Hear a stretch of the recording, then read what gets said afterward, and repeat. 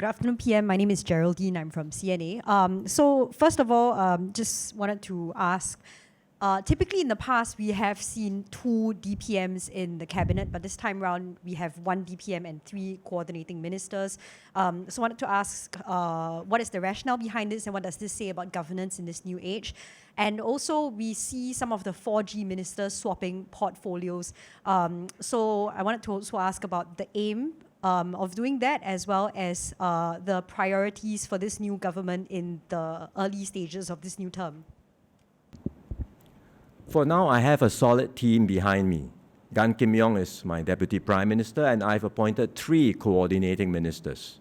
So that's 4 senior leaders in my cabinet.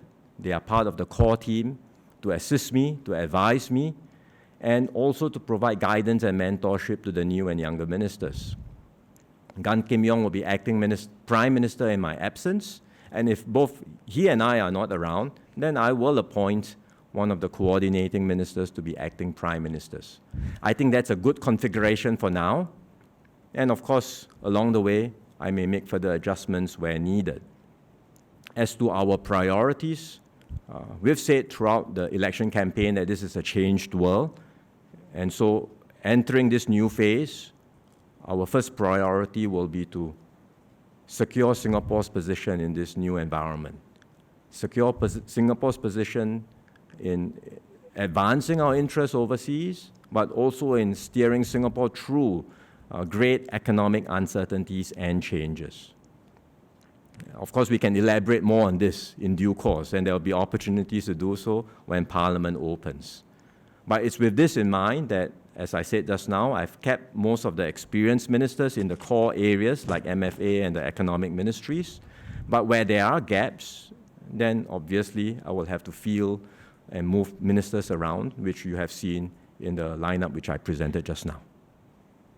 Thank you. Thanks, PM. Next question. Let's have it from Cao Bao this round. Hi, PM. Xu Feng from Lianhe Zaobao. I have 2 questions. The first one is on the chairman of the Chinese Community Liaison Group, and the second one will be on the considerations in appointing ministers. I will be asking in Chinese. What's the second? The considerations in appointing ministers. I will elaborate in Chinese.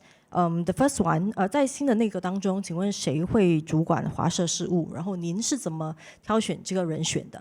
然后第二个问题是关于您在委任部长方面的一个考量，就是这次有4位内阁部长卸任，但是只有3位新的这个代部长。然后在另外一方面，我们看到其中2位代部长是新人直接当代部长，然后不少原有的这个高级政务部长 SMS 没有擢升，所以当中的一些考量是什么？谢谢。Let me answer the first part in English, and then you had a question also on the liaison group, right? I'll answer that in Mandarin. What are the considerations for the senior ministers of state? Well, I would say that we have a strong team now with existing members as well as new additions to the team. Everyone has different abilities and strengths, and they contribute at different levels, whether at PALSEC, ministers of state, or ministers.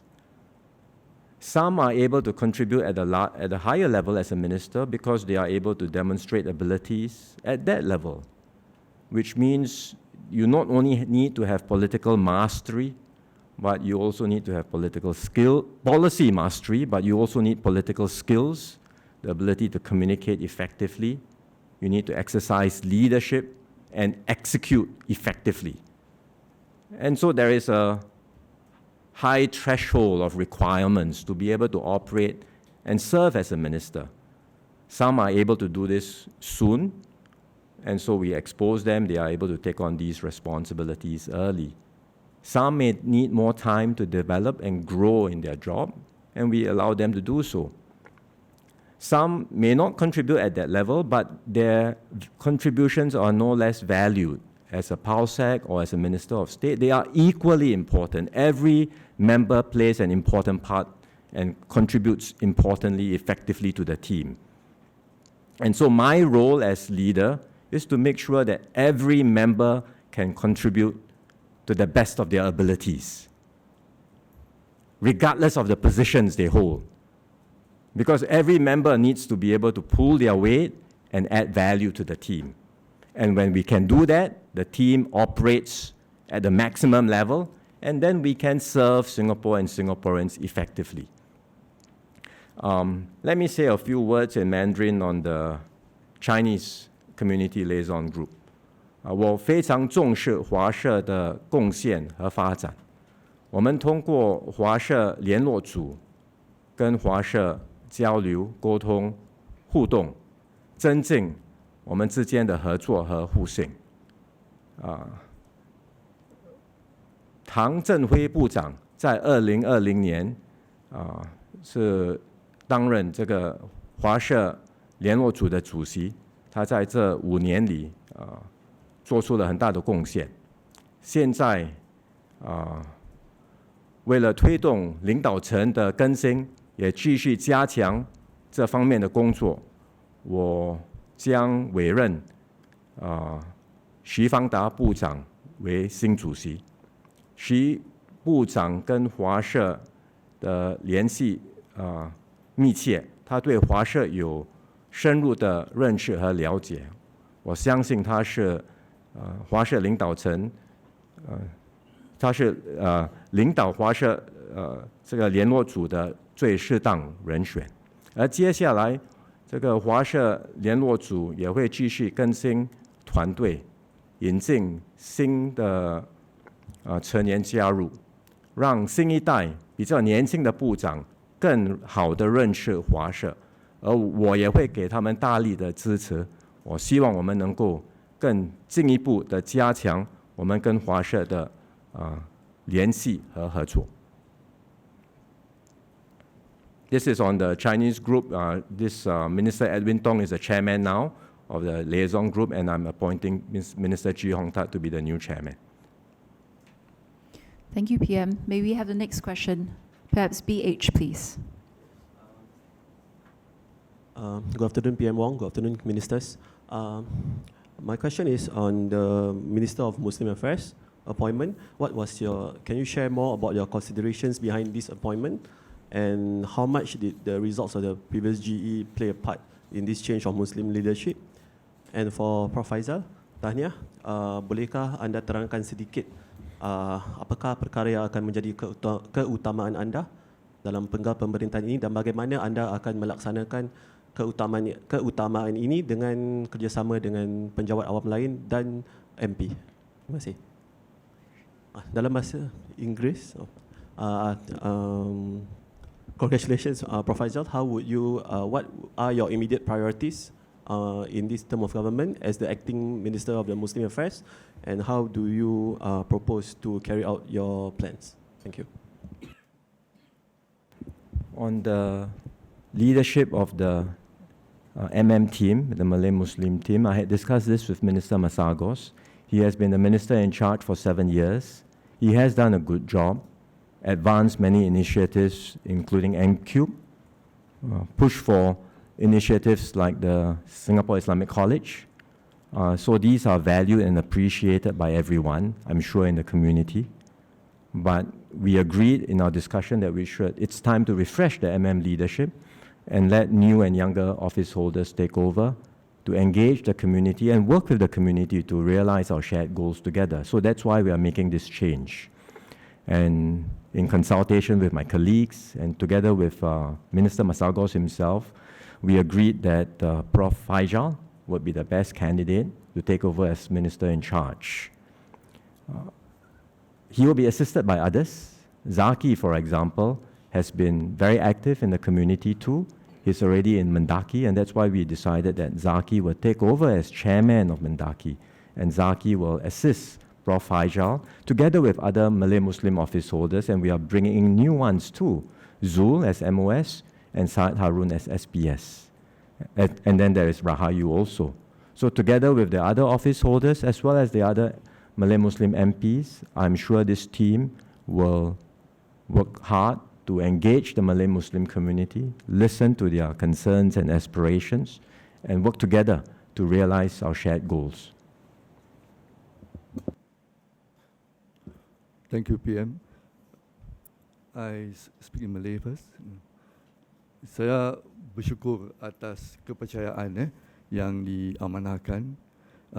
Ini adalah satu tanggungjawab yang besar dan saya menerimanya dengan rendah diri. Dan kalau kita lihat, banyak telah dilakukan dan saya ingin mengucapkan terima kasih kepada Menteri Mas Agus dan juga menteri-menteri sebelumnya. Kerana kalau kita renungkan bagaimana masyarakat kita telah membangun dan juga bersama-sama dengan masyarakat lain dan ramai yang telah mencapai kejayaan. Dan lama-kelamaan kita dapat lihat isu-isu dan juga aspek-aspek yang penting dalam masyarakat kita juga telah bertambah. Dari segi kalau kita lihat, kita juga telah meneroka pelbagai aspek untuk memberi ruang pembangunan dari segi aspek keagamaan, asatizah dan juga aspek-aspek yang lain. Justru ini adalah satu dorongan bagi kita untuk sama-sama terus membangunkan masyarakat Melayu. Dan Menteri Mas Agus telah melakukan beberapa inisiatif yang pada pendapat saya adalah baik bagi rakyat ataupun masyarakat kita, di mana program seperti M03, College Islam Singapura dan juga Wakaf Masyarakat Singapura adalah satu visi dan juga pendekatan yang akan mendatangkan kebaikan kepada masyarakat. Jadi saya akan meneruskan usaha ini dan juga saya telah lama berkecimpung dalam arena ini sebelum saya jadi wakil rakyat, di mana sekurang-kurangnya 30 tahun saya telah berkecimpung dalam arena kerja-kerja masyarakat di masjid, MUIS dan badan-badan akar umbi dan juga dapat bekerjasama dengan masyarakat Melayu di pelbagai kementerian. Dan saya rasa ini adalah satu peluang bagi saya untuk meluaskan pendekatan saya. Jadi salah satu aspek yang saya mahu menerapkan adalah bagaimana kita boleh mendengar dan juga mendekati masyarakat dengan lebih luas, dengan lebih mendalam, kerana saya mempunyai peluang di Kementerian Ahli Ehwal Dalam Negeri, di mana saya bekerjasama dengan pihak-pihak berkepentingan dan juga masyarakat kita untuk menyokong perpaduan kita dan juga ahli keluarga mereka. Dan dengan saya rasa dengan pendekatan yang lebih mendalam dan luas, kita dapat sama-sama bukan saja melihatnya sebagai satu isu, tetapi meraihkan kejayaan. Walaupun ia adalah satu aspek yang mungkin mencabar, tetapi apabila kita bersama, kita boleh sama-sama melihat isu ini bukan isu yang mudah. Tapi jikalau kita bersatu hati, kita bekerjasama, kita boleh mendapatkan ataupun mencapai kebaikan kepada masyarakat. Jadi itu adalah satu aspek dan saya akan menggunakan pendekatan seperti ini untuk melihat ataupun mendekati masyarakat dalam aspek-aspek yang lain. Dan saya akan bekerjasama dengan rakan-rakan saya seperti yang PM nyatakan, seperti Cik Zaki dan juga rakan-rakan lain dan juga badan-badan masyarakat kita. Ini penting kerana MMO memainkan peranan yang penting dalam pembangunan Singapura. Justru saya ingin menjemput semua untuk sama-sama turun padang untuk menyumbang kepada masyarakat kita.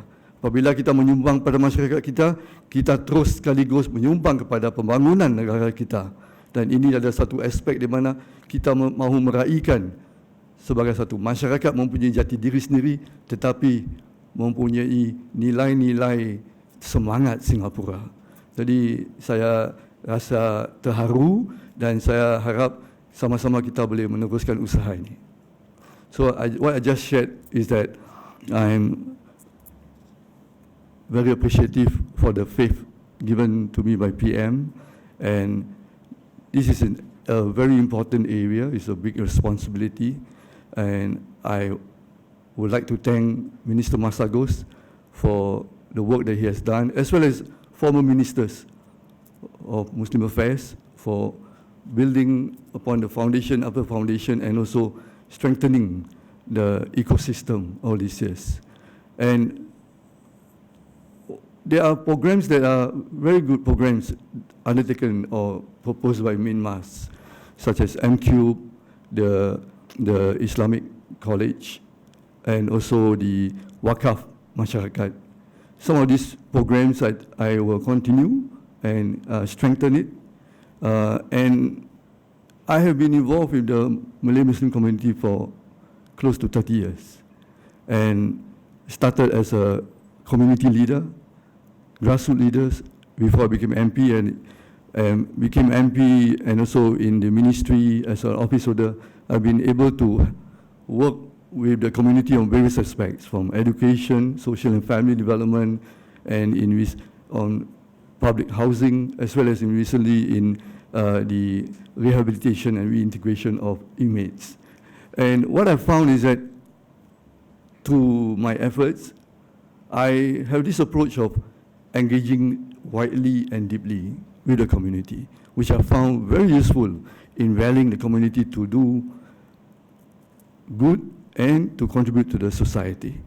And I realized that when I do this, people get involved, they see the challenges of what it takes to get someone or support someone, right, in such circumstances. And at the same time, they also are able to celebrate the little achievements and cumulatively the bigger achievements that we want. Even though we work together, things are not easy to move and to progress, because progress takes time. Then you bring the people together. So you create an opportunity for us to get together, work on something, and unite. And what is key also is how we can work together as a community. PM shared that and this is something that I witnessed as a community leader, PM after PM, as well as government, have been giving lots of support to the Malay Muslim community. And I saw this when I was a grassroots leader, even during the Jemaah Islamiyah incident. I was very touched by what was said by Senior Minister Teo Chee Hean when he was a minister. Then he shared with the community leaders, then he shared with us that we know the Muslim community here are not like the JI.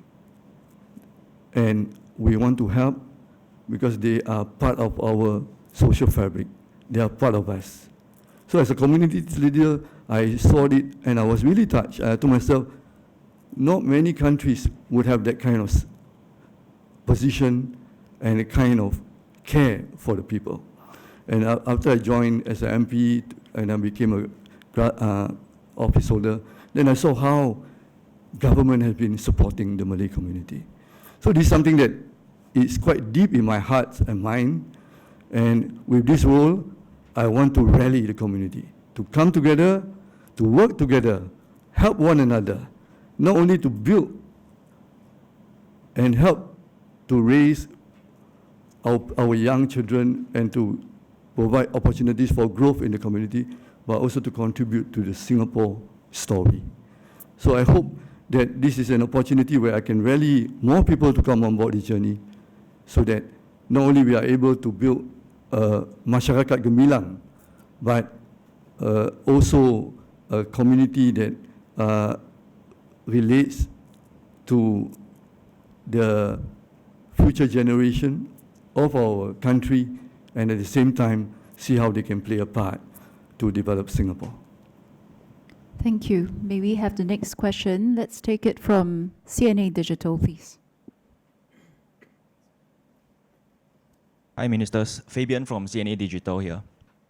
My question is for PM. So can you share more about the Coordinating Minister for Public Services role? Because it's a new one, right? What are some specific areas that it will cover? And also, how was the decision made that this role had to be created? And I have a question for Mr. Chan. So you were formerly from the military, and now you will be heading the defense domain. So what's different for you this time, and how do you intend to balance that portfolio with your coordinating minister role? And as a coordinating minister, what do you aim to achieve, in that position? Thank you very much. Let me start first. Let me give some context to the 3 coordinating minister functions.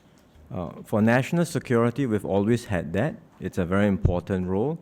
And as I said just now, I can think of no one better than Shanmugam to take over from Teo Chee Hian for this far-reaching function of national security. On social policies, we've also had a coordinating minister before.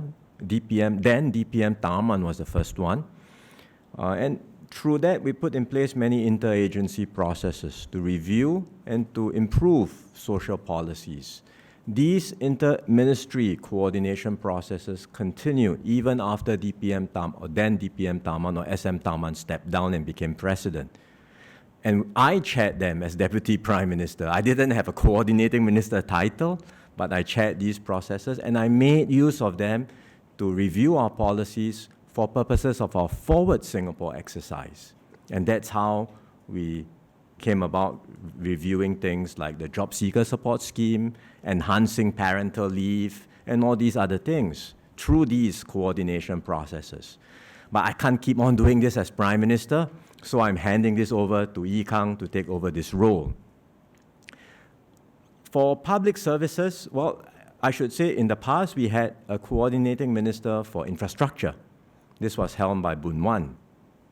It brought together urban planning and major infrastructure projects like housing, MRT train lines, and whatnot. And through that process, we did strengthen internal coordination within government as far as urban planning and implementation of these major infrastructure projects were concerned. So these areas have improved through that.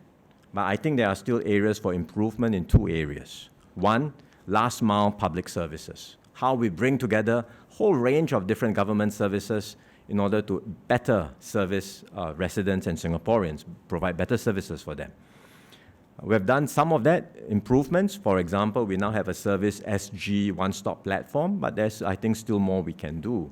And second, when it comes to newer estates, the coordination and the implementation of amenities and facilities and services for these new estates still can be improved. It's not easy because you get the buildings and the housing delivered already, but sometimes the bus services are not there, the amenities are not all ready, and so how can we put all of that and roll them out in a more coordinated and timely fashion? So I think these are new areas which we have identified for improvement, and I think it's more about public services than large-scale infrastructure planning. And that's why I've decided to rename it, to give it that new focus and priority, and Minister Chan Chun Sing will oversee this effort. David, let me touch on your public services first, then I'll share a bit more on MINDEF. As PM has mentioned, there are a few areas that we want to focus on in improving our public services. And we look at both the digital services and also the physical services, the execution and also the planning.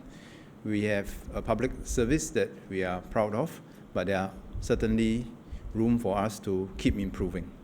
So as PM has mentioned, I will help to coordinate some of these areas of improvement to make sure that we don't have any gaps in the delivery of our public services.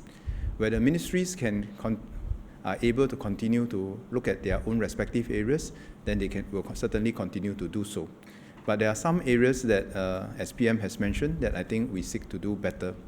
For example, in the service delivery, how do we take a more citizen-centric approach in the way we deliver services by pulling together the different agencies so that the individual who is seeking help from the public service or seeking access to different services will not need to run to different places and can have a better, seamless and one-stop service.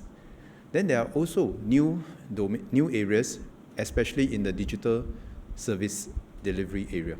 because there are new processes that we need to work together in order to transform the way public service can be delivered.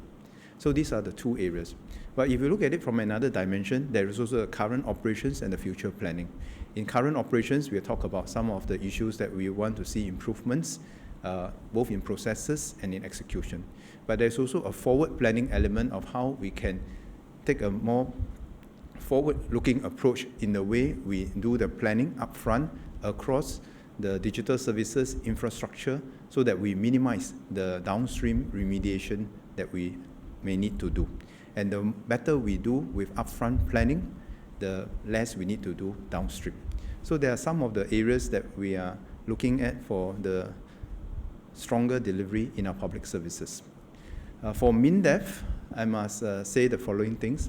The work of MINDEF actually it takes a long time to build up real capabilities, and I must say that I'm very thankful for my predecessors, including Dr. Ng and the Ministers of Defense before them, because when we build capabilities, it takes a long time. And today, as PM has mentioned, we are living in a changed world.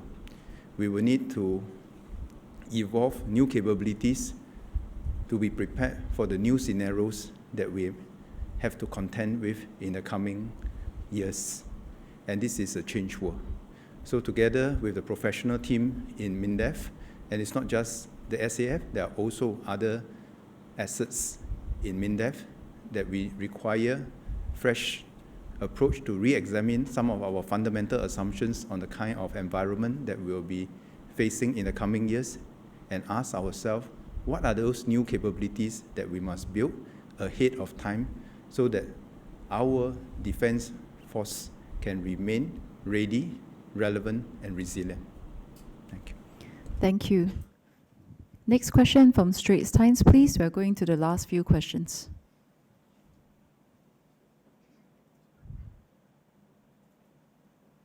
Hi, I'm Yuan Si from the Straits Times. PM Wong, my question is for you.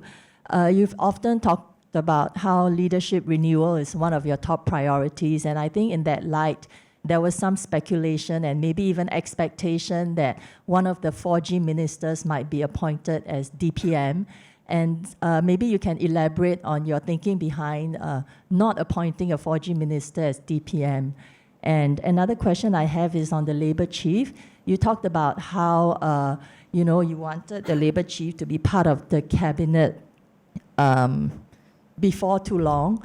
So can you elaborate on that? Does that mean that, after Mr. Ng Chee Meng has maybe settled things in Jalan Kayu and things have reached a steady state, that he might be appointed to the cabinet? Or might we have to wait until someone else becomes labor chief since he made the request not to be part of the cabinet? Thank you. The first question that you asked was actually the first question in the press conference, which I've replied. Why isn't there an additional DPM? I said the present configuration suits our purposes for now. I have one DPM, but I have 3 coordinating ministers. That's 4 senior leaders in cabinet, and I think that's good for a good arrangement for now. They are key ministers who will help me, assist me in the work, and they will also advise, guide the younger ministers. Along the way, there may be changes, but as we start this new term, I am happy with this configuration. On the role of the NTUC Secretary General, as I've said, traditionally, that role, the NTUC Secretary General, would have a position in cabinet. I value this link. I know the NTUC values it too. And I look forward to having an NTUC Secretary General and Labour Chief being part of the team before too long. For now, I respect Ng Chee Meng's wishes, and I'll give him the time he needs, as he has requested, to focus on his work at Jalan Kayu and NTUC. How long it takes, I really can't tell, but I'm in close touch with him, and at some point, when he's ready, when we think that things have improved and stabilized, whether it's him, whether it's someone else, I can't say.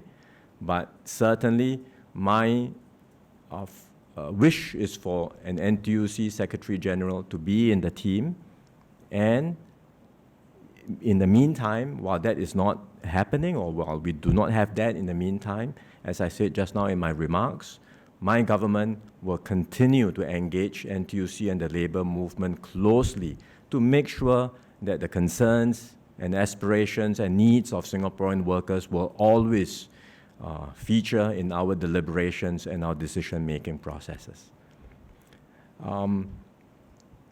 There is no question, but maybe I ask Yi Kang also to say a few words on social policies and what he's doing on coordinating social policies.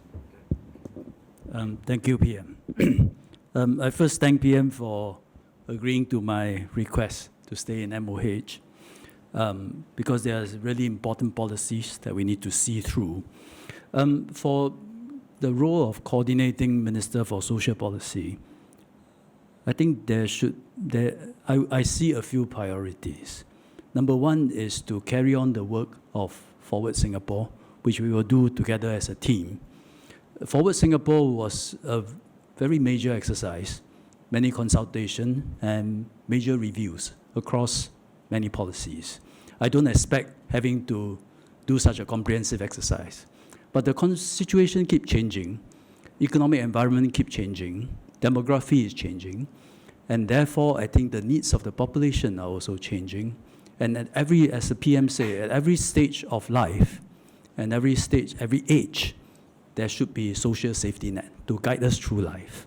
And we need to constantly review our policies to refresh, update those policies, and strengthen our social compact. So that's one priority. The other priority, I feel, is the very important Singapore aspect, which is that no matter what background you are, even if it's a very vulnerable background, in Singapore, you have a chance to excel. And we are able to do that through the decades. Number one, because our economic model is always inclusive, benefiting everybody, if you can work hard and you have the skills. And number two is the system of meritocracy. And both systems we can't take for granted. Constantly evolve to make sure that meritocracy is as broad as possible. And so long as someone is prepared to work hard, prepared to seize opportunities, we must continue that spirit of social mobility. No matter how hard your background is in Singapore, you must be able to succeed. And that's the second priority. And third is aging, which is the reason why I also requested to stay in MOH. We have done some major moves, but I think aging will be the single largest social development we will see in the next decade. We need to adapt to it in the way we learn, we work, we play, or live through our silver years. So I think that still requires a lot of work. So I would say these are the key issues on my mind now. I'll discuss with colleagues, I'll discuss with the team as we progress on this work. Next question. Tamil News, please. Hi, Sharala from Tamil News. I was just wondering, my question is for Minister Shanmugam. Would you be able to say a bit more on the 4G-led cabinet this time around and some new faces in the cabinet as well? So your thoughts on it. Tamil சொன்னீங்கன்னா நல்லா இருக்கும். Thank you. We will take that separately at a doorstop outside because Sure. PM has already answered that question in English. Right. So if you want it in Tamil, I'll do it later. Thank you, sir. Thank you. Thank you. Let's have the next question. Reminder, last few questions we are at. Next question, Channel 8, please. Good afternoon, PM and panelists. This is Xuan from Channel 8. I have two questions I ask in both Mandarin and English. 总理，随着这个新一届的内阁的公布，是否意味着我们开始已经看到第5代领导团队的这个形成？第二，我想问的是，坊间有一些反馈，有关市长职务的功能和这个职务存在的必要性，政府是否有计划检讨这个职务，甚至是调整职责的范围？My question briefly in English. So with the latest cabinet lineup, are we beginning to see the formation of the core team that will lead the 5G leadership? And also there have been public feedback about questioning the relevance of the mayor role. So are there any plans to review or even change the scope of responsibilities to enhance the relevance? Thanks. The new office holders that I've appointed, as I mentioned just now, we have 9 altogether from the backbenchers as well as the new MPs. That's the highest in recent history, and that reflects the importance I've placed on leadership renewal. It's something which I had mentioned repeatedly also during the election campaign. So I do want to build up a strong team comprising, of course, people who have experience, but also as much as possible, giving exposure and opportunities for the younger ones and the newer ones to step up. So I'm glad to be able to appoint some of them this round. And for those where we assess to have the potential and the ability, we are stretching them. We are giving them significant responsibilities. Jeff Xiao in MOT, David in MCCY, but many others as MOSs and SPSs and mayors. So I hope the team, I think we are starting to see the outlines of the next generation team, and hopefully over time, this is just the beginning of the term, but along the way, in the course of the next few years, you can see the younger ones stepping up, the ones who do well and are able to take on more responsibilities. I would want them to do so. And maybe even amongst those whom I have not brought in this time around, existing backbenchers and other MPs whom I have not brought in this time around, there may be a chance for them to come in later. And then gradually I will want to build up a next generation team to take Singapore forward. That is indeed on my mind, and it will be one of my key priorities. On the role of mayors, they continue to play an important role as part of our team and in engaging Singaporeans and in helping us to build strong bonds with different stakeholder groups and different community groups. Just take a look at the CDC vouchers. It's one very good example of how the mayors provided and made tangible and concrete improvements and put together a significant project that has turned out to be of tremendous help to Singaporeans, to help them relieve cost of living, not just the households, but also the heartland hawkers and businesses and merchants. It was the mayor's initiative. We supported them, and not just implementing it, but eventually improving it and making it not just a paper and manual scheme, but a digital scheme, all done through the mayor's hard work. So I think these are concrete examples of how mayors can make an impact. I've brought in 2 new mayors this time around, Yam Keng and Dinesh. Their roles, of course, will continue to evolve. Their contributions, the impact that they can have, I'm sure will evolve with each individual bringing new value to their roles they play. But I believe they still are an important part of the team and will be an important contributor to how we can strengthen our community bonds and build a more cohesive and united society in Singapore. Thank you. Last 2 questions, please. Mothership. Hi, good afternoon, PM. I'm Martino from Mothership. So I have 2 questions. The first one is, there are 2 new faces who have become acting minister Jeffrey Xiao and acting minister David Neo. So what are your considerations in terms of appointing them as acting minister, and what sets them apart from from this batch? A second question is, PM, today is the day where many of the civil servants and public servants know who their leaders and their bosses are. So what's your message to the public service and young public servants who join the public service to serve Singapore? Thank you. Why Jeffrey and David as acting ministers? Well, simply because I have, for all the new office or the new MPs and the ones we are bringing into office this time around, we have assessed all of them. They come in at different levels, different experiences, and we believe, having assessed and looked at all of them, David and Jeffrey, based on their past experience, based on our assessment of their abilities and potential, can step up and contribute as acting ministers. We've done so before in the past. This is not the first time. Chun Seng came in as an acting minister in 2011. Yi Kang came in as an acting minister in 2015 too. So it's really on the basis of having worked with them closely, feedback from different parties who have worked with them, interacted with them, and our assessment of their abilities and potential. But they will not be the only ones. I hope certainly amongst the rest who are coming in at a junior level at MOS and SPS. I believe they do have the potential to do more as well, and hopefully they will develop, grow, and they will be able to take on larger responsibilities in due course. For the civil servants, I would say the trust that the system we have in Singapore is unique. We have a system where political office holders who are elected work very closely with the civil servants because we all are in this together. We all have the same mission to take Singapore forward, to secure a better future for Singapore and for Singaporeans. And that trust has been established for decades so that we are able to work together, engage one another. From time to time, there are differences in views, but these are all aired candidly, openly, and eventually we come together, find a consensus, and execute the decisions well.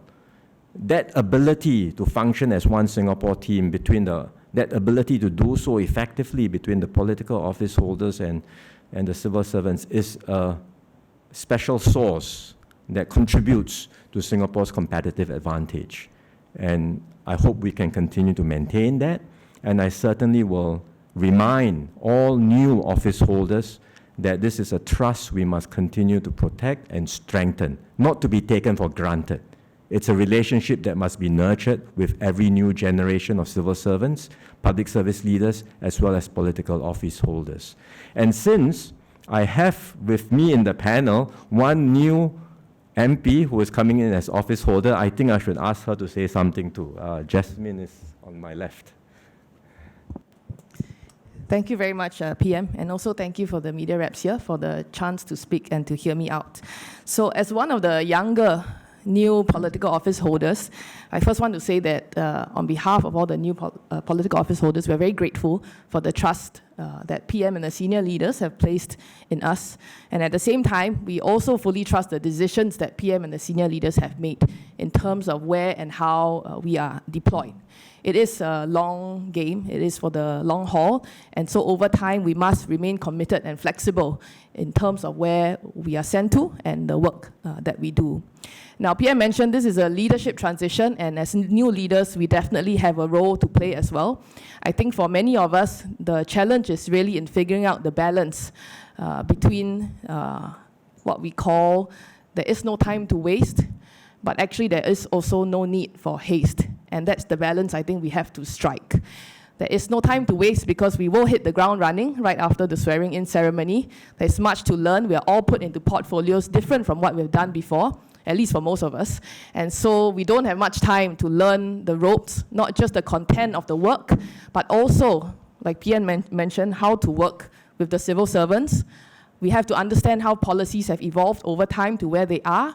And we must also learn what's the impact of our work on the stakeholders in our different areas.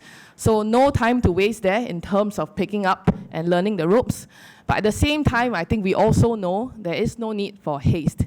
And sometimes we really have to be quite patient in the changes that we want to bring about, in the changes that we will set in place, because these will affect many stakeholders and many, many citizens. I think there is a Chinese saying, I'm not that familiar exactly what it sounds like, something like, you don't help the bamboo grow by pulling on it. I think it's called 不要拔苗助长. And I think that's the challenge we face. I think many of us are raring to go. We do have the energy to contribute, but we must also know that any work that we do must be considered carefully, and we must be quite clear about the purpose of the work that we do. So I think on behalf of all the new political office holders, we look forward to the work ahead. We also thank in advance our senior leaders for the lessons and the development that they will give to us in the coming years. Thank you. We have time for one last question. Let us an outlet that has not asked yet. Barita, please to close. PM Sujadi from Berita Media Corp. You said earlier engaging the Malay Muslim community will continue to be one of your priorities. And now you have Dr. Faisal leading the new portfolio. Can you share some of these to-do list for him regarding engaging the Malay Muslim community? Thank you. I think he should answer that question, what the to-do list is. We start by continuing our engagements. I've done a lot of that over the last year with different groups, not just the usual MMO groups, organizations, but even some of the ones that we may not be so familiar with, professionals, entrepreneurs, women's groups. I found these very useful, listening to them, hearing their concerns, aspirations, and understanding better what their hopes and dreams are for their community and also for Singapore. I found also actually that in many instances, the concerns they have are not unique to the community. For example, businesses and entrepreneurs shared many concerns. Actually, they are concerns shared by all entrepreneurs, all Singaporean startups, financing, regulatory obstacles, going overseas. So sometimes there are concerns specific to the community, but sometimes there are national concerns too. So these engagements will continue in our new term with the community, but also, as I mentioned just now in Mandarin, with the different groups, with our Chinese community groups, with other community groups as well, with Indian groups, and then with different interest groups too. We will certainly do that, and then we will, from the feedback, from the suggestions, from the ideas that have been given to us, we will find ways to address concerns. We will find ways to forge consensus on a way forward. From time to time, there will be instances where we do not agree with one another. That's bound to happen. But I think our differences and our diversity should not weaken us. We should not be afraid of different views. We should embrace them. We should find ways to forge consensus and become stronger and more united. Embrace our diversity. Expand the common ground we have as Singaporeans. And through that sense of solidarity and unity, have confidence in Singapore's future. So just now, one of the first questions in the press conference was a priority for Singapore. I said our priority is to secure Singapore's future in this changed world. But in order for us to do that, secure Singapore's future in this changed world, we must maintain that strong spirit of solidarity and unity. So that is not to be taken for granted, and that's something my team and I will work hard to maintain and strengthen. Okay, thank you. Maybe we have time for one very last one. I believe there was one from Shin Min. Hi, this question is for PM. We see that there is 6 ministries that sees a change in the ministers. Maybe some consideration, because we also see that there's a ministry like, for example, MOE, that sees an entire change of leadership. So maybe some considerations behind, why some ministries have a change of leadership and some do not have such a drastic change. Yes. All ministries will have a change in leadership, not necessarily at the ministerial level, but if you look at MOS, SMS, MOS, Senior PALSEC, all ministries will have changes. Because I do want to give people more exposure and test them out in different areas, give them opportunities to learn something different, something new, especially for the junior office holders. And then in time to come, some of them may be able to develop, grow, and take on larger responsibilities. So that's the reason for the movements of office holders. Ministers, as I mentioned just now, the consideration is in some critical ministries, security, foreign affairs, the economic ministries. As far as possible, if there's no gap, then I would prefer to keep the experienced ministers in place. Of course, in a ministry like Defense, where Eng Hen has stepped down, then I have to bring in a new person. But for the critical areas, I have chosen to keep the ministers in place, but then see if I can change the junior office holders. So that's why you would see in some instances the ministers have changed, but in some instances they have not. But if you go down the line across the different ministries, we have quite wide-ranging movements and changes and the reshuffling of the team, really so that we can broaden the exposure. And then you have also, when you bring together a new team, I'm sure they will build on the work of their predecessors, but they will bring with them fresh ideas, new perspectives, in order to in order to take us forward and to advance the work of their respective ministries. So I look forward to the contribution of every team across all our ministries.